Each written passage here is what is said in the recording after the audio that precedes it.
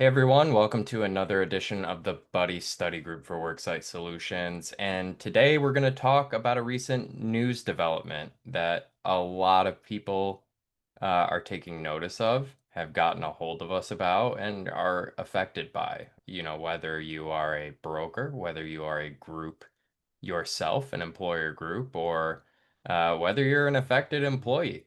The news that Unum is discontinuing their group long-term care plan availability for new employees is certainly a development.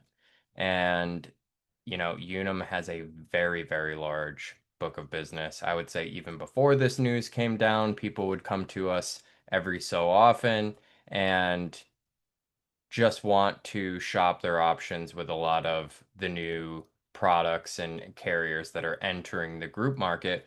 But now there's a bit more of a sense of urgency behind it. And a lot of it is kind of trying to figure out, what does this mean, right? For us, what does this mean for my groups?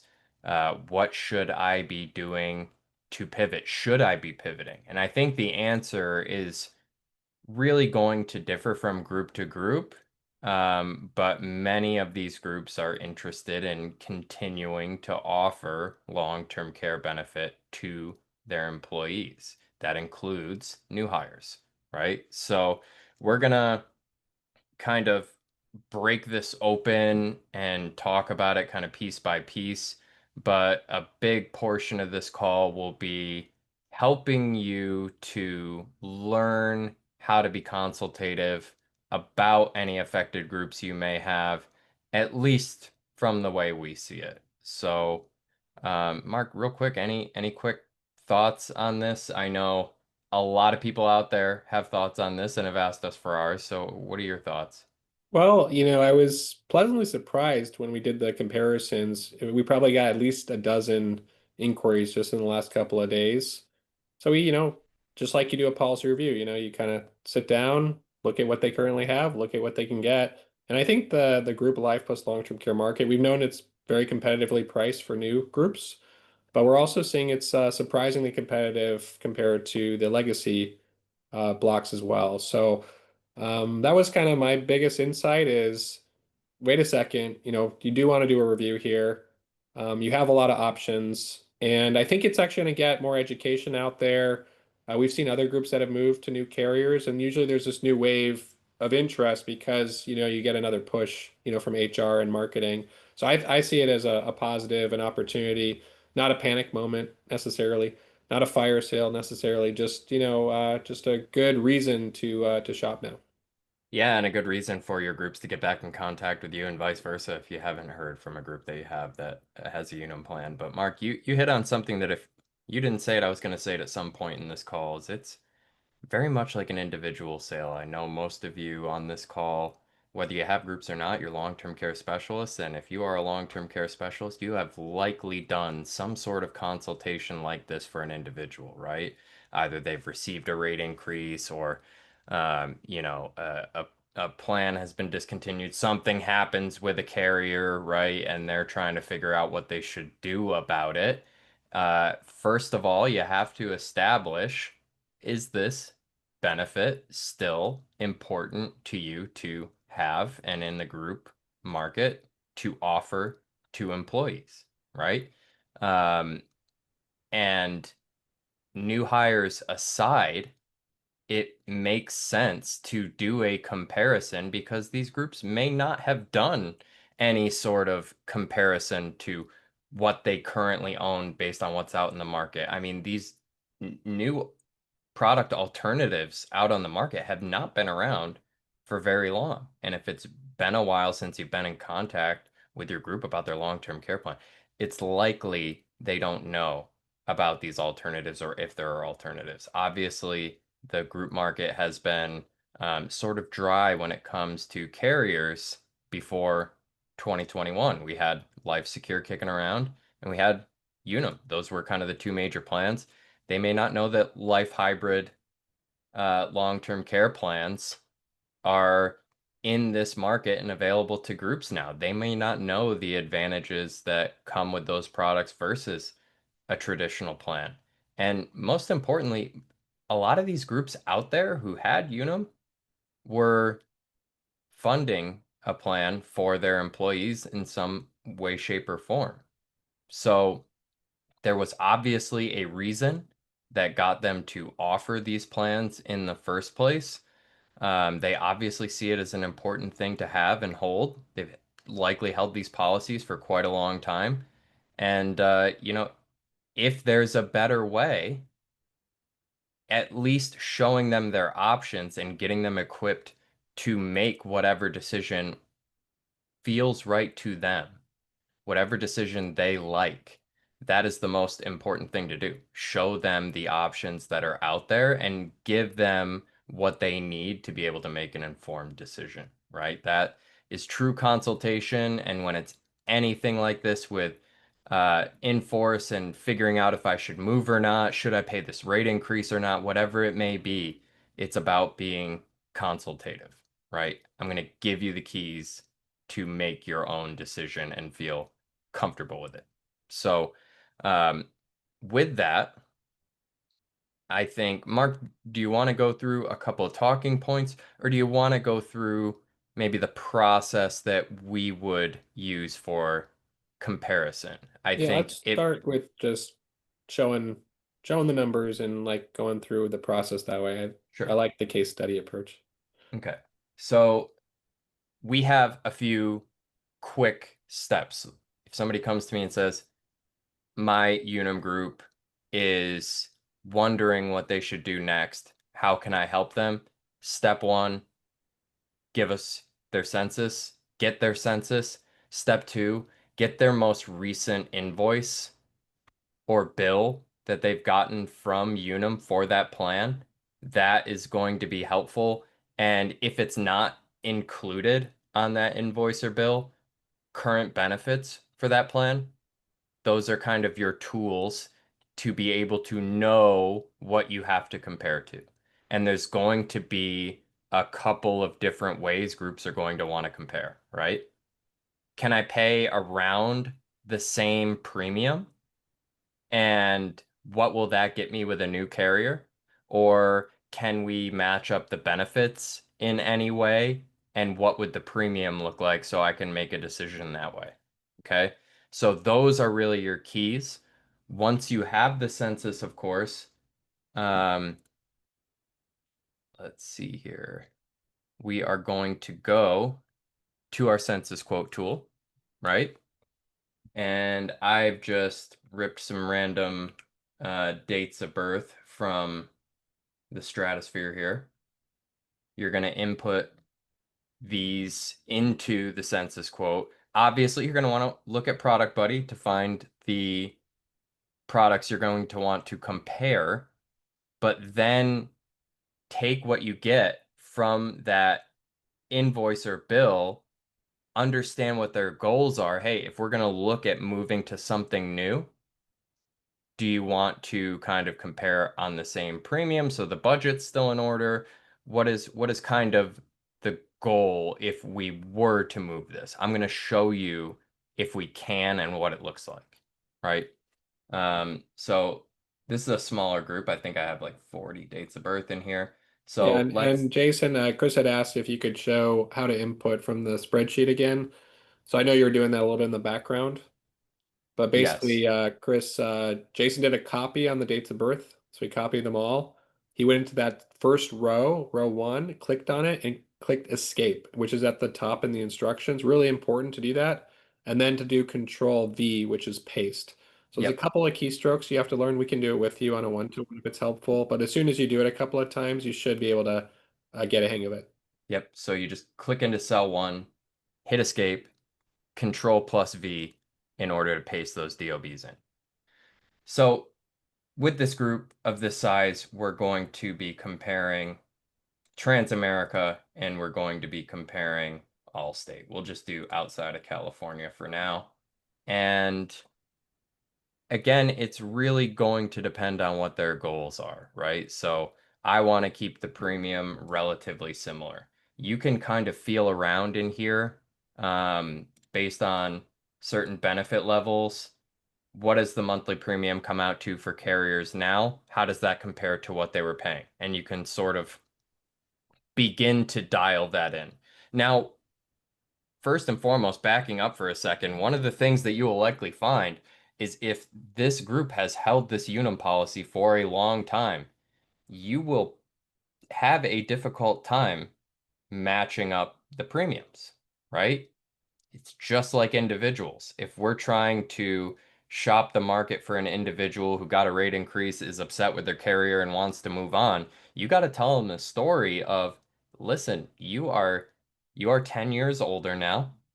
The product has, you know, potentially repriced, right? You got pricing from 10 years ago. You got benefits from 10 years ago based on assumptions from 10 years ago. So it may be a challenge to actually match up these premiums, right? So um, that is one of the key things to kind of let them know as part of the consultation, right?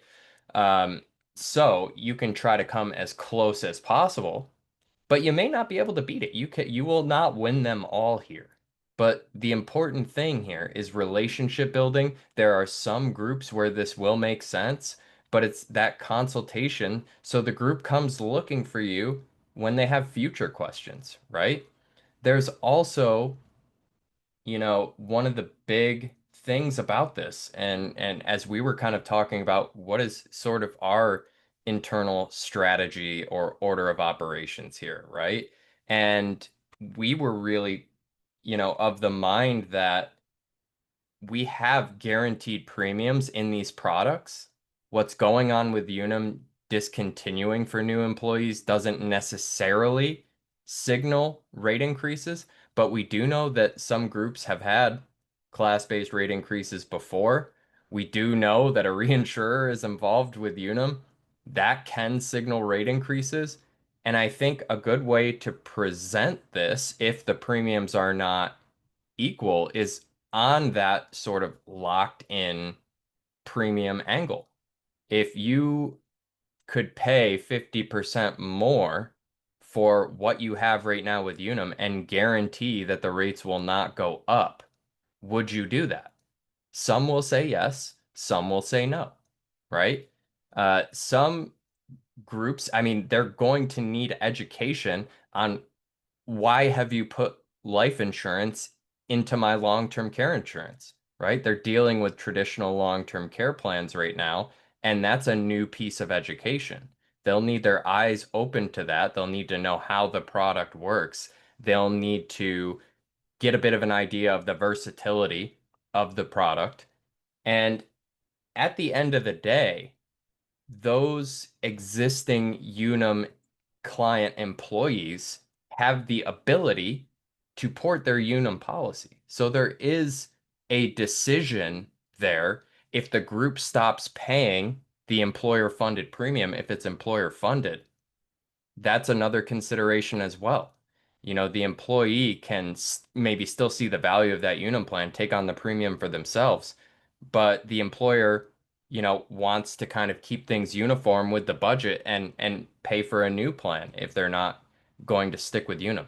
So you have a lot of options here, but once you kind of get this pricing all set up with the census quote, I'll just take Transamerica as an example here. And let's just copy our ages and let's copy our premiums. So we have a few that are aged out of Transamerica's um, long-term care rider, but I'm going to hit Control C to copy. I'm going to stop sharing. I'm going to share our template that we have here.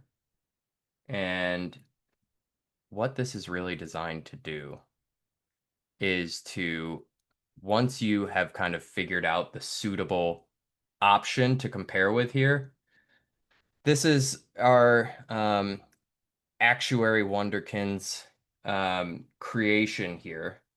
Let me actually take the dates of birth. Hold on one moment, please. I'm going to take the dates of birth as well from the census quote.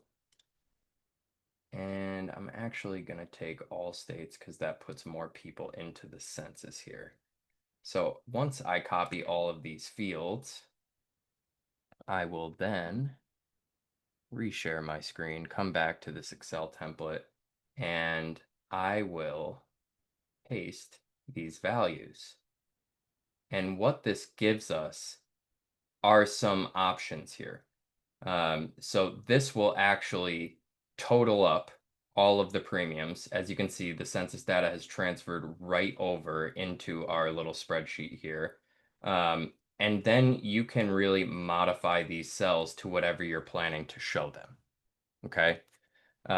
So you can price out a number of different carriers, a number of different benefit levels here, and you can actually edit this. So I can say, because I took all states 25,000, I can put in 50,000 long-term care here. I can put in LTCI plus whole life. And I can put for the death benefit showing the restoration, I can show we have an extra 25,000 of death benefit. So you can use this, and these cells here actually have formulas in them. If you want to show different benefit levels, you can actually modify the formulas in these columns to show different levels of pricing, or you can copy them right over from the census quote tool. But this shows us our 39 funded employees, $48.30 a month average per employee, and the total premium per month to hit that benefit level. So this is just a little bit more of a handsome sort of presentation to bring to folks. If we were to show 25K, 50K, 100K, but many times when you're trying to match that Unum premium, again, these are older plans that are going to have discounted premiums compared to what we're able to offer in many cases on the life hybrid front. But you can go down to 10K in the census quote tool.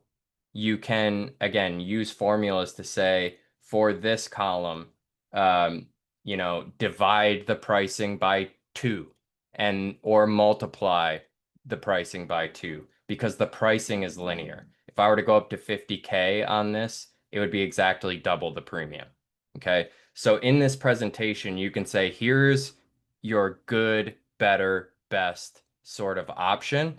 And again, listen to their goals. I want to match the premium. I want to match the benefits. You'll get one of those two. Um, you can use this template, and I'll make sure this is distributed after the call to plug everything in and give a presentation that will give good enough ground to be able to compare to their existing Unum plan.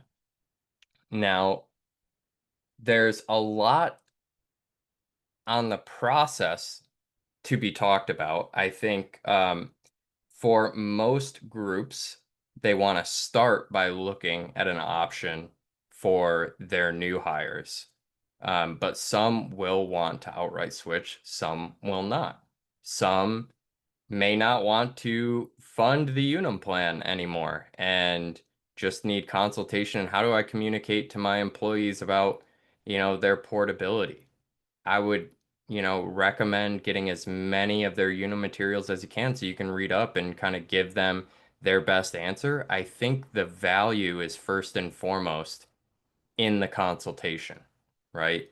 How many times have we picked up a relationship from being able to have a rate increase consultation, or how many times have we met with an existing client on some sort of rate increase consultation, and that opened the door for us to talk about another product, another avenue of planning, a referral, right?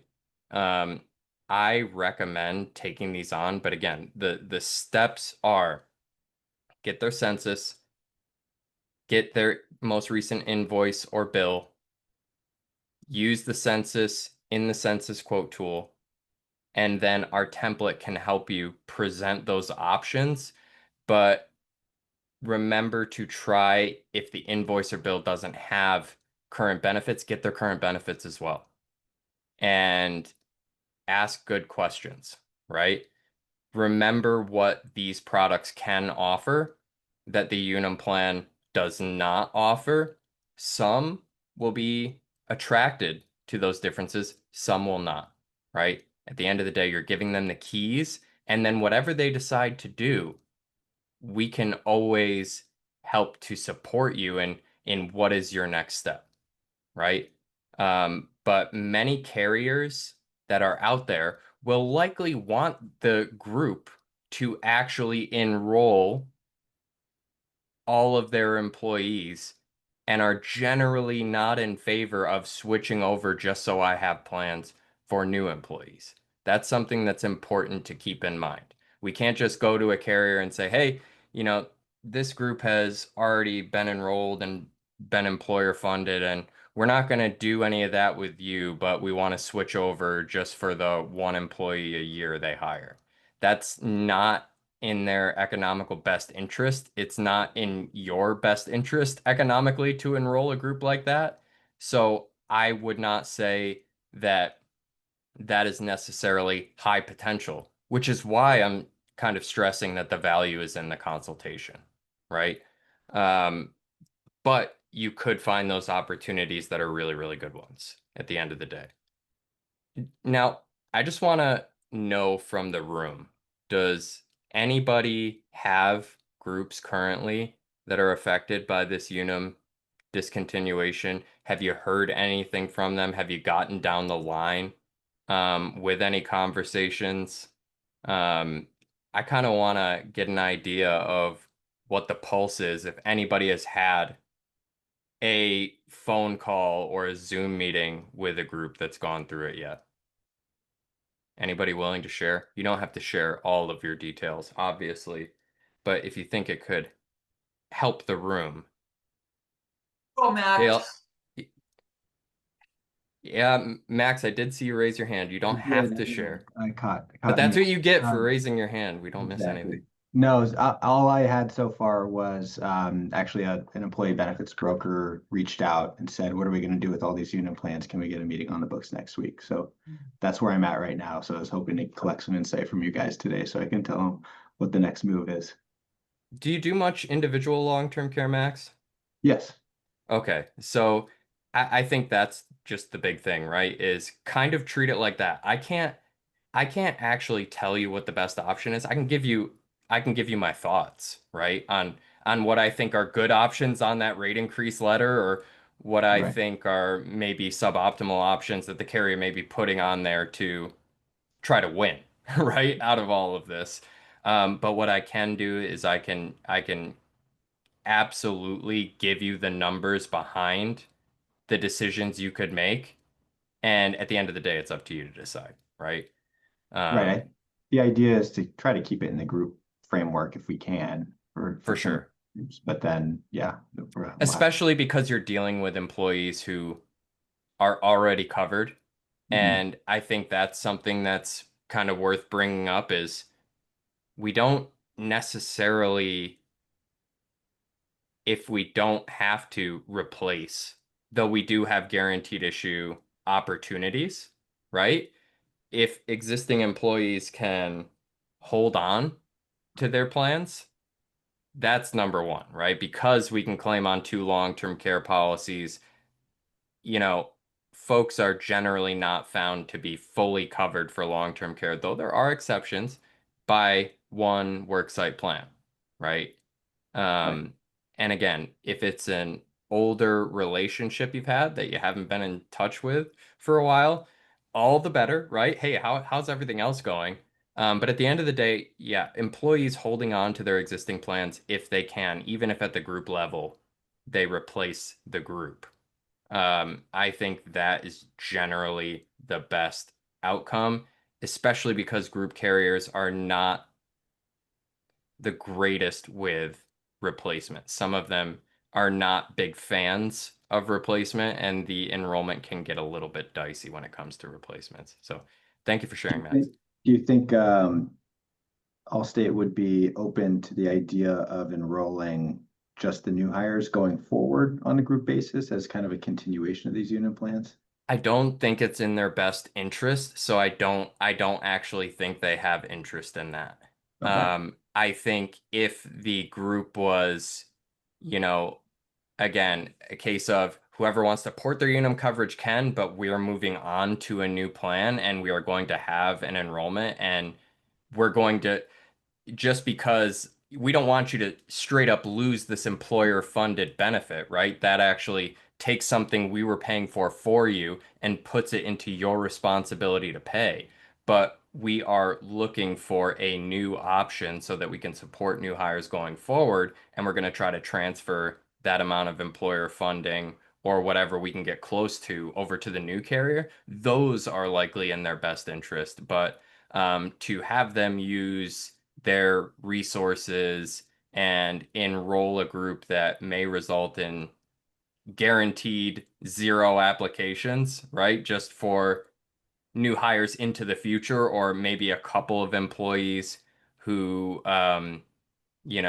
are in that open enrollment cycle right now, probably not in their best interest. It definitely wouldn't get them excited, is what I'll say. Even if on an employer-funded basis? If we're again transferring full, like the employer funded premium we were doing over to the new CD. carrier, that the existing, Okay. that would be a good enough reason for them. But I think if it's just for new hires who will be funded, I don't know. We're still kind of feeling that out with the carriers, but if I could just put my carrier hat on and think like they would, um, there's just not enough meat on the bone. But hey, it's group to Yeah, group, right? If you and have you a know what? very large group, yeah.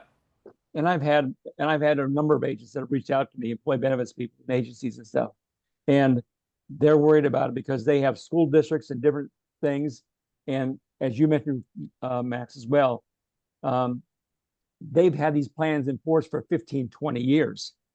The people, the senior management of these groups are the people that have the most to lose when it comes to this. And they could port it out, yes, but it's all or nothing. It's not like you can say, we'll carve you out. They won't allow that to happen. It's going to be terminate the contract. You guys can port it out yourself individually and do it yourself. And so the concern would be that. And so that's why when you mentioned new hires, if I've got 100 or I got 2,000 employees in this Unum plan, and now, and they're not going to move because of the costs, and they can still get benefits on their plans they have. And they want to start a new plan with all the new people starting forward on February 1st of next year. You say it's a lose. Well, these are all employer funded plans. And this is all going to be moving forward. And that's why perhaps Allstate will or will not do this. But maybe they can think out of the box because we're looking at future sales. And it's not going to be adverse selection because it's being paid by the employer. So it's not like you're doing voluntary. You decide to buy or not. Right. I think there's a pitch there to be made to Allstate for I sure. think there is, and we're going to continue to have conversations with our carriers about how are you feeling about all this? Have you started to see traffic? Do you guys have a stance on how you may handle this, right? And I think it's going to be very similar to when you are presenting a group to them for underwriting for the first time, right? It's got to make sense with the economics, the demographics, what is the potential of the case.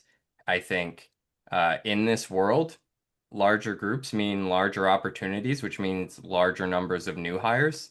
That may be something that they're more likely to get behind than, say, a 10 employee group, unless they are actually going to transfer over.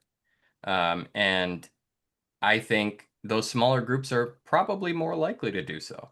There's a lot less heaviness. There's a lot less labor involved in that.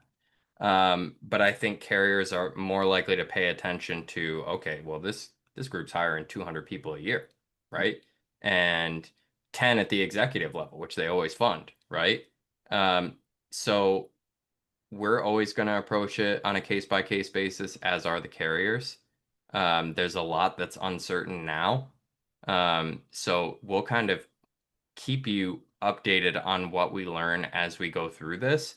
But I know a lot of people came to us with, you know, I think there's something here, just how should I help?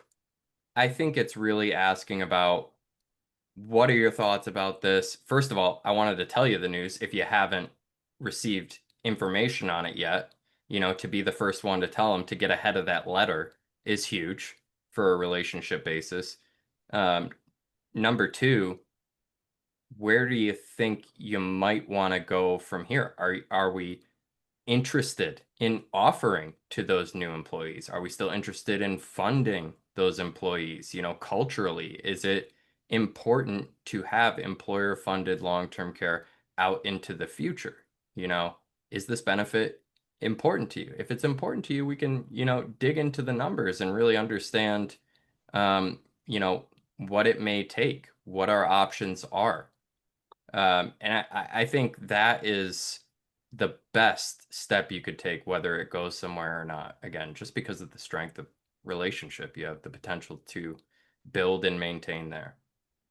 Yeah, and And I agree, Jason. We've gotten so many emails this week on the Unum policies, and all of those that do individual policies. I'm looking at you, Patty, right? I mean, and Dale, on the individual basis, how often, first of all, carriers go under or are bought by another company. And honestly, big companies, as we all know, understand on group benefits, whether it's health and life, long-term care, DI, long-term disability, companies merge and go away. So it's not like a new concept for them, which gets your foot in the door because it's not anything that you have to sell. They get it. The big sale always is, and I say in terms of sale, is really that education front. Is here's what you have. And look, I say it all the time. We all say it. It's their money. It's their life. It's their business. These are the options that you have. I was on a call with Mark this morning and he laid it out just so perfectly because the individual, the agent just kept coming back going, well, that's really complicated. How do I spell it out? And Jason, you have done this so well as Mark, and I think I have. You just lay it out in simple terms. Again, their money, their company, their life. Here's what you have already. Here's what you can have. It's not a wrong decision. It's not a right or wrong. It's where the comfort lies. And I think that education is key. that's consultation. Here are your options. Yep. Here's what happens or goes into place or the process is for selecting any of either of these options or any of these options, and I'm there to help you through any of them, right? At the end of the day, I think that's important. Also, Unum is not just for those who may be a little bit out of the loop. They're not going under or anything of that nature. They're just discontinuing this plan for new hires. And that could mean so many things that we just don't have answers for yet, right? Could it mean that Unum is actually under the hood working on a new policy generation, but they've decided they absolutely do not want to offer this generation to new hires, right? Are they feeling the heat from life hybrid carriers and the competition there? Do they feel like where they're at, how the product is priced, what benefits they're offering, do they feel like they can both compete for market share and make it economical? There are so many things that could be the reasoning for this that we just don't have the answer to yet, right? So that's also something to communicate. I'm telling you as much as I know, and I'm giving you all of the resources I have to help you make the decision. But at the end of the day, I I do not know what's next, but I do know Unum has not written a letter saying we've collapsed. Sorry. I'm not offering this plan to new hires because there's going to be emotions around this, right? Um, you don't want to think that there is something wrong and you need to make a decision because something's wrong. The carrier has decided not to offer this product to new hires anymore. That is what we know, and we'll find out the rest as we go at the end of the day. Mark, we were just talking about Unum is not going under, and all that we know right now is that they've decided not to offer this plan to new hires. Could it be a new product generation? Could it be that they're feeling competitive heat? Could it be that they're thinking about raising rates on this plan? And, at the end of the day, the way the product is shaped will keep it in place for everybody that has it, but not offer it to anyone new, right? Yeah. Yeah, I don't want to be repetitive for what you talked about since I had to jump for a second, but I'm happy to give you my actuarial perspective on it if it helps. Yeah. So, You won't be redundant with me, that's for sure. okay. Well, first thing I would say is Unum does have a group hybrid product as well. They have a life with a long-term care rider product themselves. Why they didn't shift their groups over to that new product, I don't know. And they That could would have be been trying. a nice option. Maybe they did. I haven't heard that. So I know they're going in that hybrid direction, as you've seen many carriers, right, heading in that hybrid direction. Um, the other component though is they had that press release about, the reinsurance transaction. Um, I've seen a lot of those deals go down in the past. And in order to find a company willing to reinsure traditional long-term care, which as you can imagine hasn't been historically profitable for the carriers, right? There isn't a ton of appetite for that. Usually one of the requirements is they have to be able to do rate increases. Otherwise, they're not willing to take that risk. And they do say in their text, of that press release, it's kind of subtle, but they say we're going to do what we need to get this book, Yep. to reduce risk for us. So it would not surprise me just to see, just like all the other carriers on the traditional side have done. I'll use Genworth as an example, not to pick on them. They're just going to go back to get the rate increases until they can get back to price stability on the product. So it's kind of a question in my mind of when it will happen, not if. And the client's going to have to make this decision again if they decide not to switch when they get the rate increase. That's my prediction, right? No crystal ball for sure, but I have enough data and enough past industry experience to tell you that all signs point in that direction, and I don't see why they would not do that. Yeah, I can't sit across the table from you and say there will be. I am not the carrier. I am not the reinsurer. I am not any of the people in charge of knowing that for sure. But Mhm. like Diane said in the chat, would it be wrong to say or imply that as a traditional carrier without new apps coming in to support future claims, that rate increases could be bigger or more often? I can't tell you for sure, but I can tell you all of the knowledge and experience I have signals that that's But here's potentially here's a way to likely. here's a way to do it without feeling like you're speculating. This is just my personal belief. Feel free to give me feedback if you disagree, by the way. What I've been saying, and this is kind of today, we were talking about this morning, so it's pretty recent, is go to the client and say, would you feel comfortable paying 50% more with the guarantee that your rates will never increase? Now that you were redundant on, but that's not your fault. Oh, I okay. think I think that's a good position to take. Like, here's an advantage You're that not the new even talking products on the about a rate market increase. offer. You're just saying, if I were to give you that option, would you want that? And here is a product that provides that. I cannot tell you that uh yeah, these life hybrid products are the ones that I can tell you are guaranteed to remain level, right? I cannot say the same over there, right? That's Yeah, that is speaking purely in fact, right. right? And But in a way that helps. but I will say this announcement just happened this week, pretty much, right? And we're seeing a lot of obviously inquiries about this, which is why we had this session, right? It's just we're like, we know you're going to get these inquiries too. As we present it and get client feedback, we'll hear how they feel about it. They might say, nope, don't worry about that. Let's deal with it when it happens. They may say, I don't want to have to switch over to another carrier and deal with learning the process and the administration. There's all kinds of questions that will come up that we can see how that lands. But from a value perspective, it's like I recommend this to my friends and family? Absolutely. I would look at I would look at what the best value is today and make a decision on that without hurting your past employees. That's the beauty of this is everyone gets a chance to keep what they have. You're Yep, not taking that away from them. You're 100%. just giving them a second option. So I think it's like a win-win, to be honest, where you say to the employees, if you wanted to explore a new option, you have it. If you want to keep what you have it. Everyone gets what they want.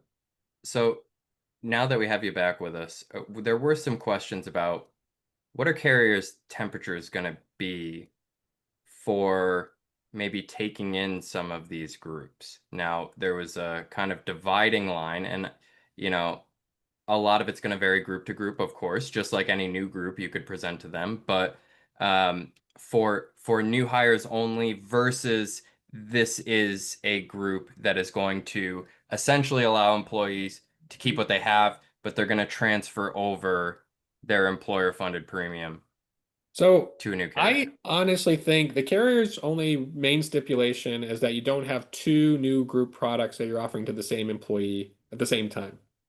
So you can enroll two group products, a Okay. Unum and let's say the standard, simultaneously.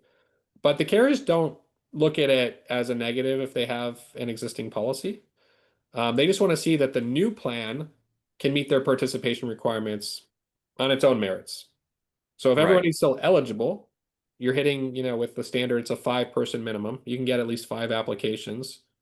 No problem whatsoever. Adding it, the only thing they're going to do, and Jason, you may have talked about this, is they're going to ask you a question on the application. Are you replacing a policy? And they don't want to actually deal with the administration around that for a self-enrollment product. So it's important not to replace a policy, especially when you're enrolling the new plan. You can decide later what you want to do with it. And they're going to ask you, are you adding, do you have existing coverage?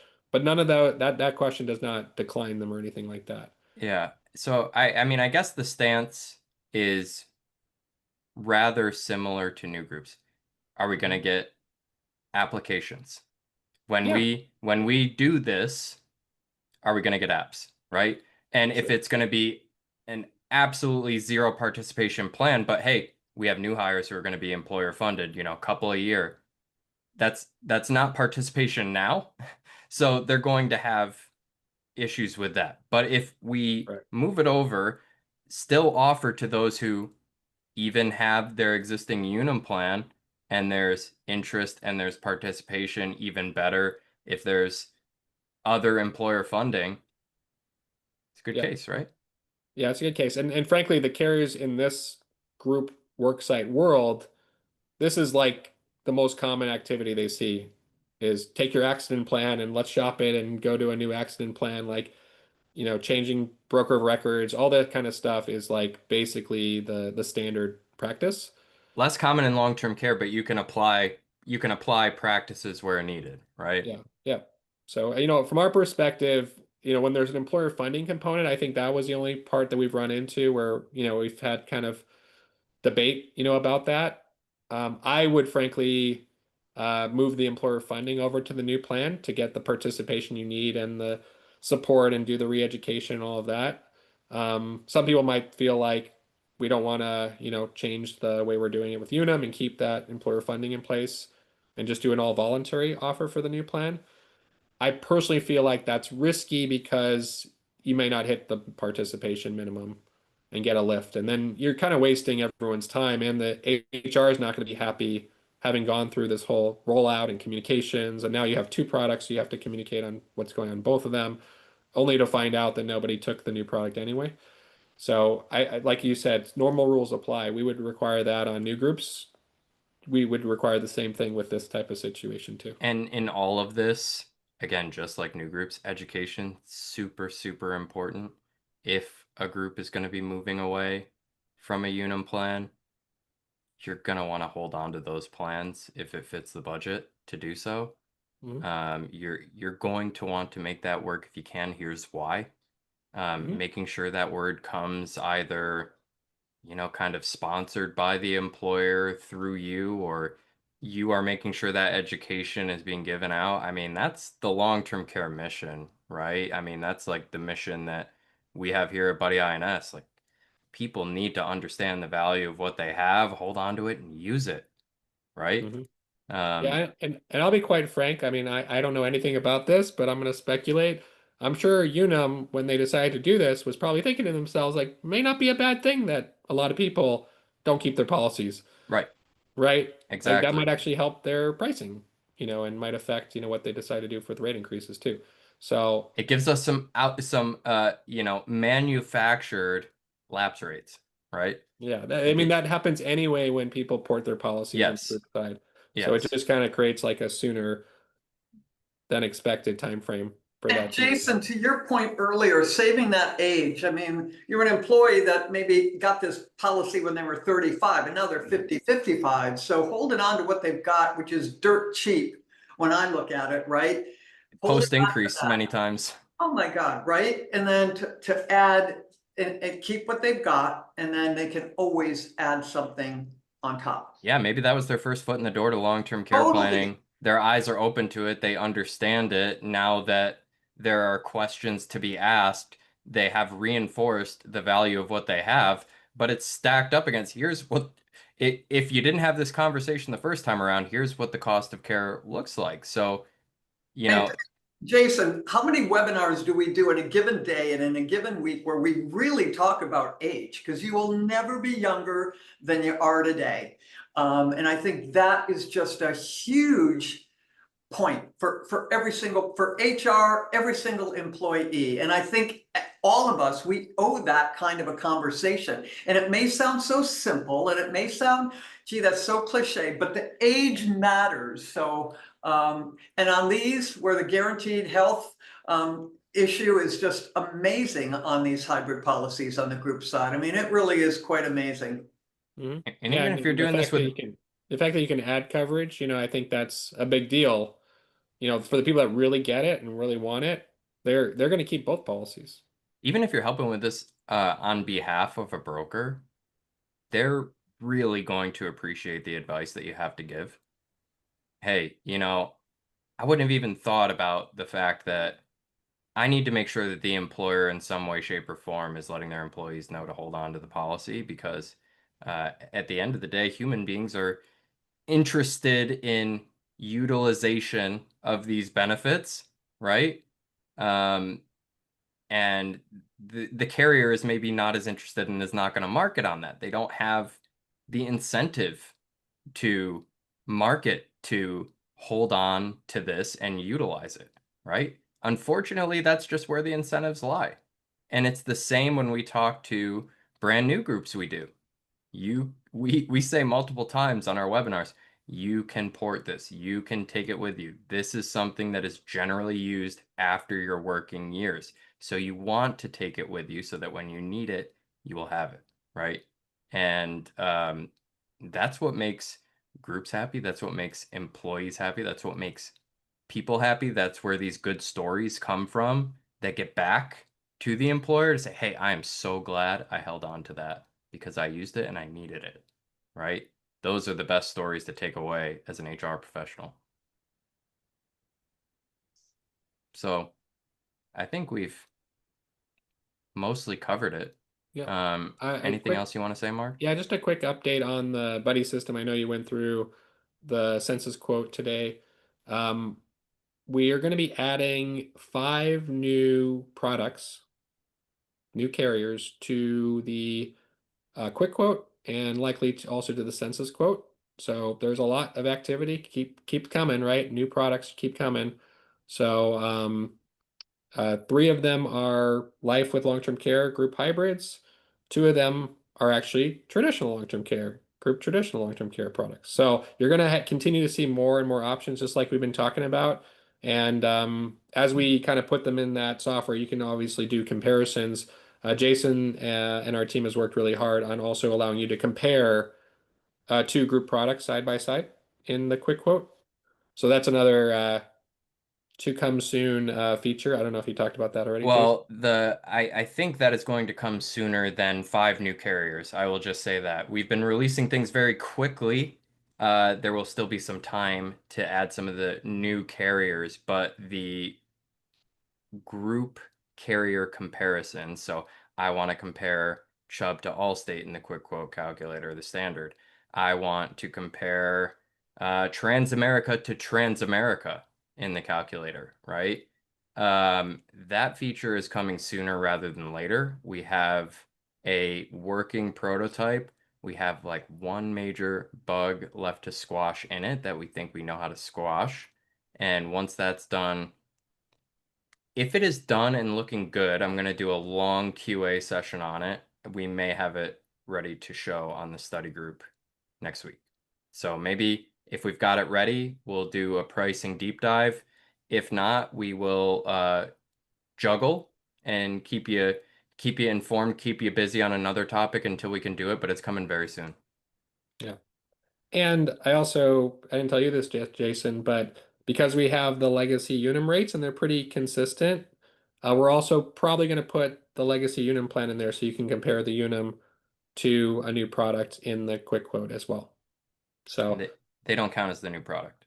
no, you can't sell the legacy Unum product, but it'll allow you to compare it to the rates, so you can do a little bit of a side by side there too. Yeah, and just to give you a little bit more insight on the quick quote calculator, that is something you're going to want to pay attention to if you're in there, if you like our tools, if you use them, pay attention to quick quote over the coming, well, rest of the year, because we're also planning to add state and size segment to the quick quote calculator, kind of like we have for Product Buddy, so you can get accurate underwriting levels for, you know, smaller groups. For example, the underwriting piece specifically will become a lot more flexible and accurate to the actual group you're in front of. And then, of course, state, so we can sort out plan designs that are not relevant to you, so it's a little easier to navigate and see what you have in store for yourself in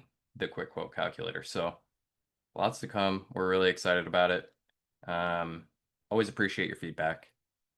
Anybody else have anything they want to say to wrap today up? I mean, it was pretty big news given how many people got a hold of us, so I thought we would just give that to you front and center, what we're doing now, and we'll keep you updated on the situation as we go and what we're finding to be effective.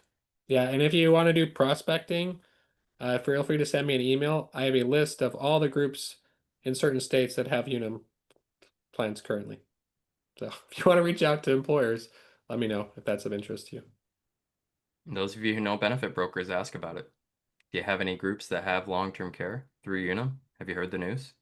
That's an easy way to start getting referral partner relationships. So thank you everybody for being here. Hope you have a great rest of your week. Be well. We'll talk to you soon. Bye, guys.